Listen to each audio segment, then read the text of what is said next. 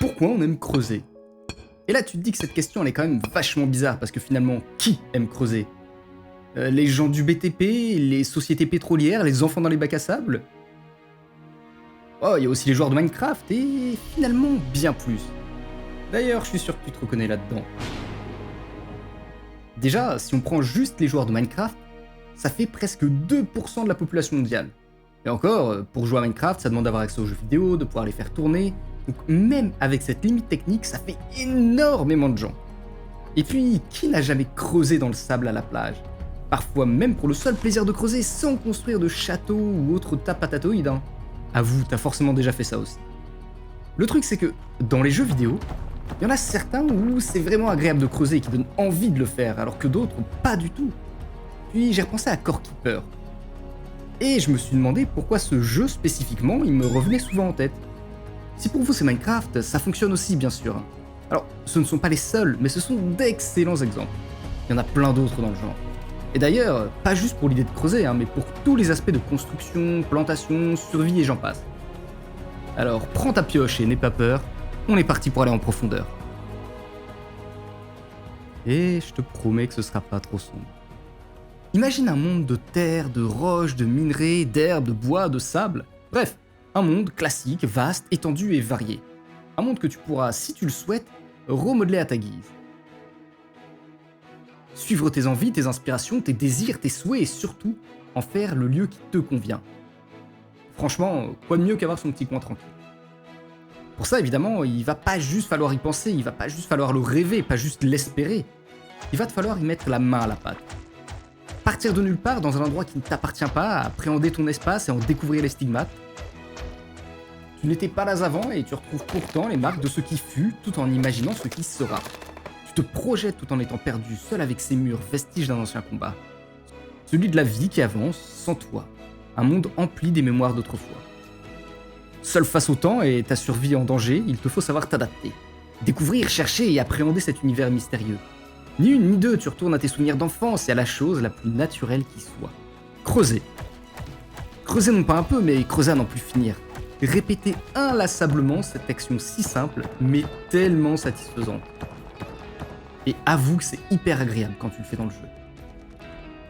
Creuser à s'en faire mal aux mains, vouloir creuser plus efficacement et faire des outils pour t'y aider. Pourquoi donc passer des heures, seul sous terre, à creuser encore et encore? Parce que tu le peux. Parce que tu peux transformer ce que tu imagines en réalité. Une question qu'il faut explorer pour la comprendre, une seule possibilité. Creuser. Modeler le monde, la matière, se créer des outils, faire sien un univers qui nous sourit. La nuit des temps n'est pourtant pas si loin, au point même qu'on s'en souvient.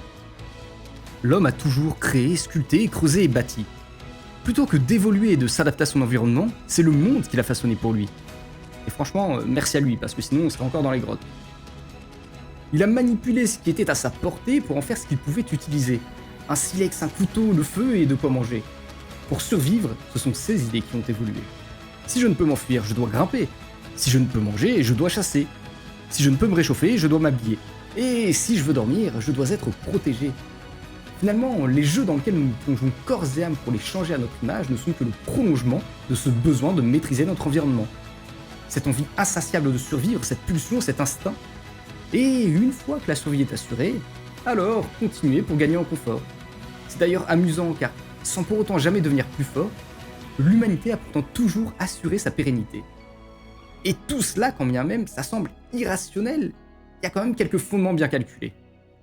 À chaque action, sa récompense, à chaque effort, son plaisir, et à chaque réussite, sa dopamine. Le fameux circuit de la récompense bien ancré et qui assure encore d'avancer. Si je chasse, si je cultive, alors je mange. Si je mange, je vais bien, et si je vais bien, alors je peux construire. Si je peux construire, je peux me sentir en sécurité, je peux avoir le confort d'un doux foyer sans devoir chaque nuit fuir. Finalement, on peut imaginer que la satisfaction que l'on éprouve à travers ces jeux, à travers ces univers que l'on change à notre image, on ne fait que répéter ce qui fait l'humanité. Un monde vierge que l'on peut faire sien. Le plaisir immédiat de voir le résultat de nos actions.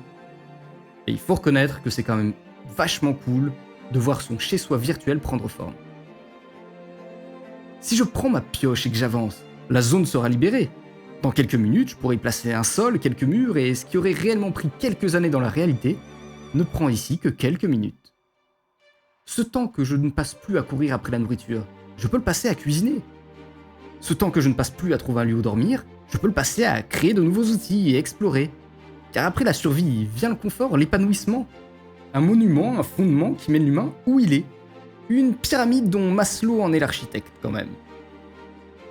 Tu as d'abord façonné pour survivre et tu façonnes maintenant pour ton plaisir. Ce monde que tu as changé pour évoluer te permet maintenant d'en modeler d'autres, virtuels et pourtant emplis de souvenirs. Si dans ces lieux de pixels tu ne fais qu'agir mécaniquement avec tes doigts, pressant précautionneusement ce que tu vois, c'est pour évoluer virtuellement. Ok, là c'est le moment en fait où tu réalises que tu appuies juste sur des boutons. Et pourtant, appuyer sur un bouton quel qu'il soit n'a d'intérêt que si l'on en sent les effets. Si j'actionne ce bouton et que rien ne se passe, alors je ne suis pas satisfait. Mais si tu appuies sur ta manette, ton clavier, et que dans ce monde parallèle, tu en changes la surface. Si chaque fois que tu appuies, tu ressens non pas simplement cette pression exercée, mais la sensation d'avoir frappé ce mur, ce rocher. Pas une fois, pas deux, mais assez pour le faire exploser, pour pouvoir le récolter. Si tu entends le doux bruit du pic, si tu vois ce mur qui tremble sous chacun de tes coups, si tu vois la terre qui s'effondre et la zone qui s'agrandit, alors tu ressens tes propres actions.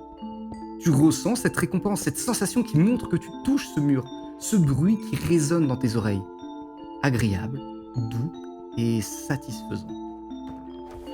Plus que de voir ton projet se façonner, tu es satisfait de la moindre action qui amène à ton objectif.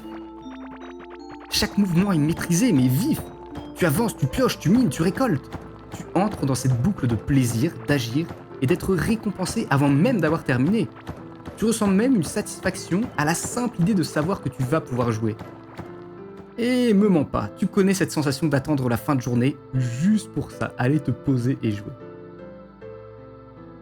Surtout si on ajoute qu'en plus d'avancer en creusant, tu vas parfois tomber sur des minerais un peu comme des cadeaux aléatoires. Et je vais pas te parler de la boîte de Skinner, mais il y aurait beaucoup à dire sur le sujet.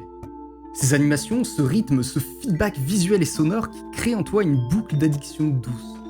Du réconfort à chacun de tes coups, à chacun de tes pas. Devant chaque trou, c'est un futur que tu vois. Et c'est pourquoi certains de ces jeux fonctionnent, admirablement bien même. Ces jeux qui apportent une satisfaction à chaque instant, à chaque action. Mais c'est aussi la raison pour laquelle, quand bien même certains sont pleins de bonnes idées, ratent cette magie. Alors que tu voudrais les aimer, tu cherches, tu continues, mais pas le moindre ressenti. Des animations un peu raides, des sons plats. Alors oui, tu creuses aussi, mais cette fois, pas de récompense, pas de plaisir immédiat, rien que toi et ce bouton sur lequel tu as appuyé. Une action qui, cette fois, est vide de sens. Toute cette magie, tout ce plaisir qui était présent au moindre de tes mouvements, quand bien même ton projet semblait délirant, était ce qui te donnait envie de le réaliser. Pas juste en voir le résultat, mais apprécier le chemin qui allait amener jusque-là. C'est la différence même entre un jeu vidéo et la réalité. Quand bien même, on est d'accord, toi et moi, hein, rêver, c'est vachement sympa. Dans la réalité, c'est la discipline qui t'amène, lorsque tu veux certains résultats, à accomplir les tâches nécessaires même si tu n'en as pas envie. Quand bien même une corvée n'est pas ce qui t'attire, le résultat te pousse à fournir les efforts requis, sans cette satisfaction immédiate. Dans un jeu, malheureusement, si chaque action elle-même est une corvée, si tu ne peux que te faire miroiter un résultat, alors ce jeu devient la vie lui-même et auquel cas, pourquoi y jouer ? C'est pourquoi il est toujours super important dans le développement de trouver les bonnes animations, les bons sons, le bon rythme, les bons feedbacks, bref, la satisfaction.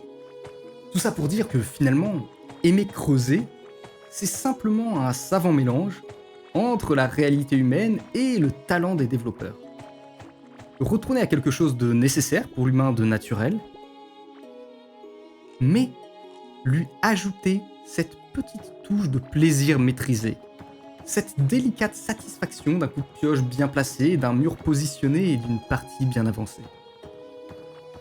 C'est retourner en enfance, à pouvoir manipuler le monde à notre façon sans n'utiliser que notre imagination. C'est jouer avec les contraintes et les possibilités d'un jeu pour s'y adapter et réaliser nos envies. Mais finalement, c'est agréable. mais ça l'est uniquement lorsque c'est parfaitement maîtrisé.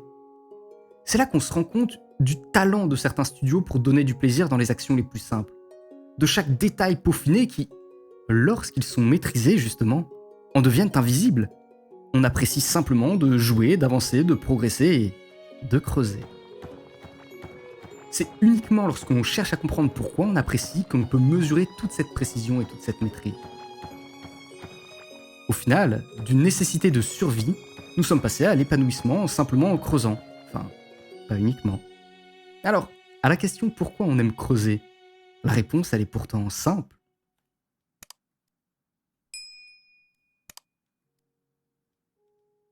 Pourquoi pas?